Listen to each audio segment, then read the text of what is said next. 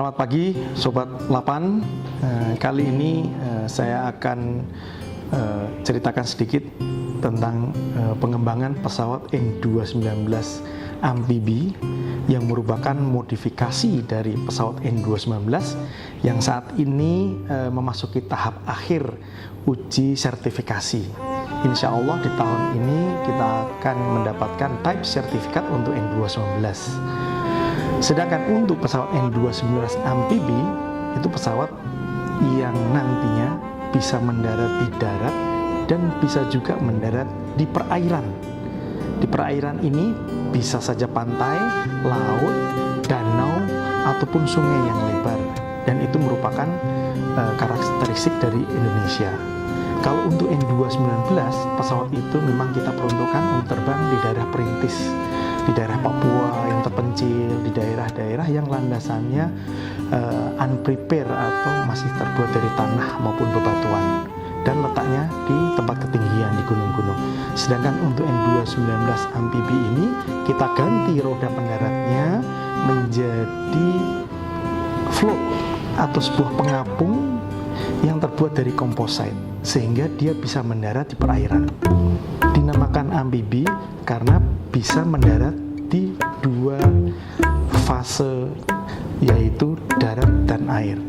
Di dalam float itu kita pasang juga landing gear yang dikeluarkan pada saat dia mendarat di darat, dan pada saat dia mendarat di air, roda yang ada di dalam float itu akan kita simpan dan mendarat dengan menggunakan float.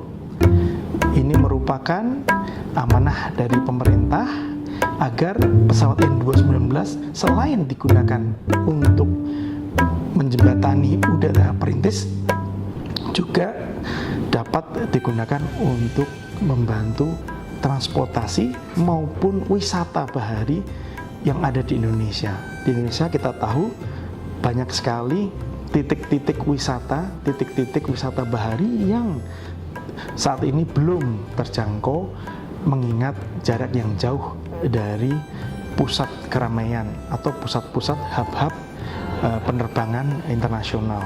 Nah, dengan pesawat N219 amfibi ini kita harapkan bisa menjembatani turis maupun pengunjung yang mendarat di bandara internasional bisa langsung terbang menggunakan pesawat ini mendarat di titik-titik resort atau wisata bahari yang cukup banyak ada di Indonesia.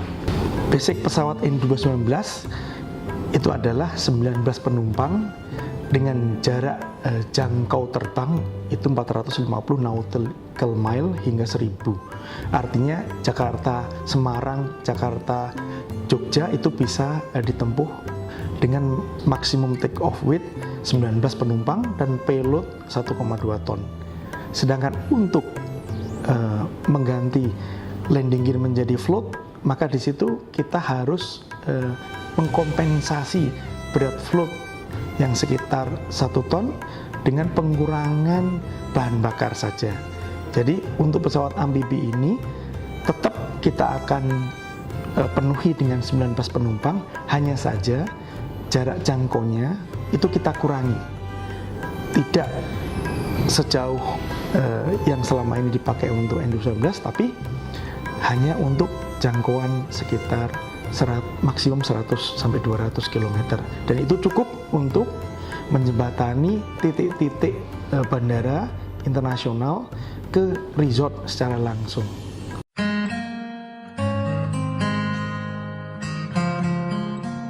Para pemirsa, Sobat Lapan, saat ini pesawat N219 memasuki tahap akhir dari uji terbang sertifikasi.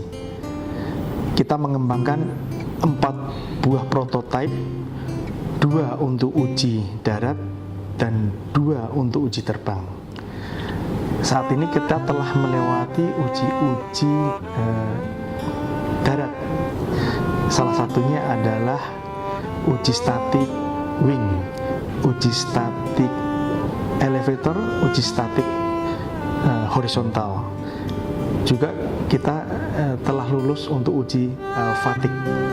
Kemudian untuk uji terbang kita telah melewati melewati uji-uji awal dari uji-uji yang cukup menantang, yaitu seperti uji one engine out pada saat terbang maupun uji one engine out pada saat take off. Saat ini salah satu dari 2 pesawat yang terbang akan mengikuti uji stall dan uji flutter, yaitu pesawat di-excite agar dia mengalami flutter pada saat kecepatan maksimum. Sudah beberapa kali kita coba dan insya Allah dalam 2-3 bulan ini uji flutter kita akan jalani dengan dibantu oleh pesawat pendamping, yaitu pesawat grup dari TNI Angkatan Udara. Insya Allah dalam 6 bulan ini uji tersebut bisa lulus, dan kemudian pihak Kementerian Perhubungan akan menerbangkan pesawat itu dengan pilot-pilot mereka untuk membuktikan bahwa pesawat N219 itu aman.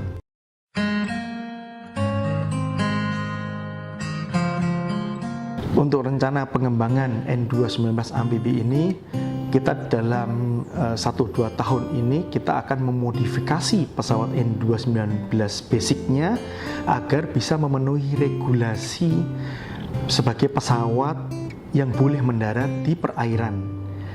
Saat ini kita akan gandeng vendor dari Amerika sebagai konsultan kami, selain Lapan menggandeng PT DI dan BPPT dalam litbang yasa komposit sebagai bahan float itu sendiri.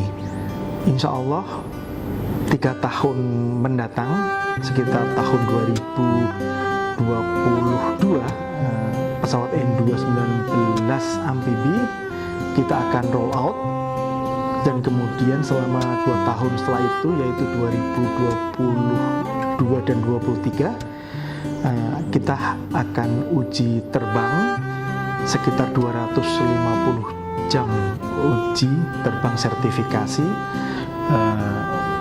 untuk mendapatkan type certificate atau amandemen type certificate untuk N219 amfibi ini.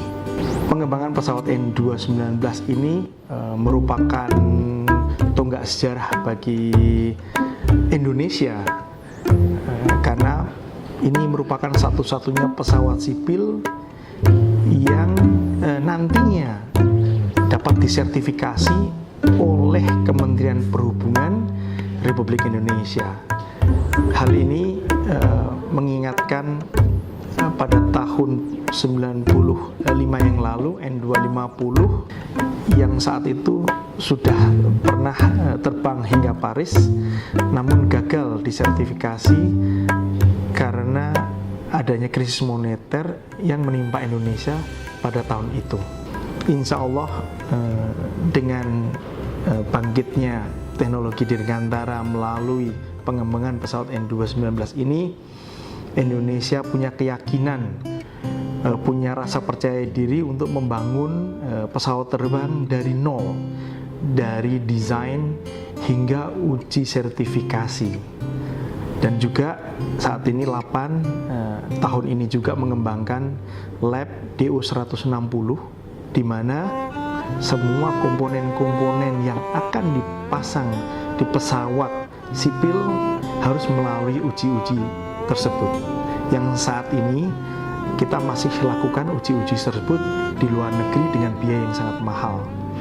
Dengan pembangunan lab DO160, insya Allah industri-industri lokal Indonesia seperti industri karpet, industri kursi pesawat, industri navigasi, ataupun industri-industri pendukung lainnya bisa menjadi supplier untuk pesawat N219 ini, karena ini merupakan produk pesawat dalam negeri yang kita harapkan dalam 5 tahun 60% komponennya merupakan komponen lokal. Dengan adanya lab DO160 nanti, industri lokal bisa melakukan uji dengan biaya yang sangat murah dan bisa dilakukan berkali-kali apabila itu memerlukan lead bank, dan itu universitas maupun lembaga-lembaga lead bank lainnya akan bahu-membahu untuk mendorong agar komponen-komponen lokal bisa dipasang di pesawat N219. Hingga saat ini alhamdulillah lebih dari 200 pesawat sudah menandatangani letter of intent. Salah satunya adalah pemerintah Aceh yang itu merupakan calon customer pertama dari N219. Target sertifikat N219 adalah akhir April tahun 2020 ini. Setelah mendapatkan sertifikat, maka kami akan segera memproduksi untuk series, yaitu hingga 2021. Insya Allah first delivery untuk pemerintahan Aceh akan kita lakukan di Agustus tahun 2021, memperingati Hari Kemerdekaan Indonesia. Untuk pengembangan N219 amfibi yang menjadi modifikasi dari pesawat N219 ini juga nantinya akan menggandeng industri-industri lokal, yaitu salah satunya adalah PT Lundin yang ada di Banyuwangi untuk menghasilkan float dari komposit. Saat ini Lapan, PTD dan BPPT mengembangkan spesimen-spesimen dasar dari komposit agar float yang akan kita kembangkan nanti bisa dibangun atas kerjasama itu.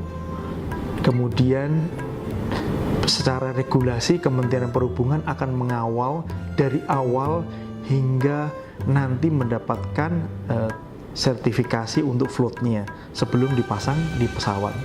Sedangkan pesawat N219 amfibi ini dibutuhkan untuk menghubungkan titik-titik hub internasional maupun titik-titik hub pelabuhan udara menuju ke titik-titik resort yang ada di pulau-pulau kecil di Indonesia. Lapan sendiri sudah melakukan survei ke beberapa lokasi seperti Danau Toba, Kepulauan Riau, Pulau Bawah, Pulau Moyo, Labuan Bajo, Raja Ampat, dan beberapa titik di daerah Kalimantan dan Sulawesi. Kebutuhan untuk pesawat yang bisa mendarat di darat dan di air ini cukup besar. Ada beberapa resort di daerah Kepulauan Riau yang hingga saat ini belum tersentuh karena kesulitan transportasi. Kalau melewati darat itu perlu waktu 4 hingga 5 jam. Sedangkan apabila dengan pesawat amfibi ini kita bisa capai hanya dengan 30 menit. Ini akan memudahkan para wisatawan asing maupun Indonesia yang ingin menikmati keindahan alam Indonesia. Beberapa investor dari Singapura maupun Malaysia pun mau investasi di beberapa kepulauan di Indonesia asal ada transportasi berbasis darat dan air ini.